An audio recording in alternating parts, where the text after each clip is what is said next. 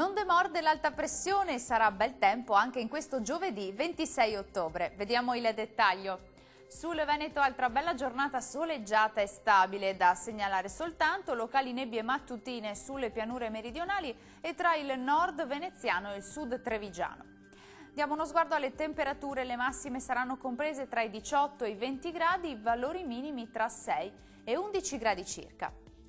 Spostiamoci ora a vedere che tempo farà sul Friuli, Venezia e Giulia. Anche qui ci attende una bella giornata soleggiata e stabile ovunque, con assenza assoluta di nubi. Le temperature massime saranno attese sui 18-20 gradi, valori minimi previsti mediamente tra 7 e 10 gradi circa. Concludiamo con uno sguardo al Trentino Alto Adige, sole splendente su tutta la regione e cieli completamente sereni. Le temperature risultano essere in generale lieve aumento, con massime sui 24-29 gradi, valori minimi attesi sui 6-7 gradi circa.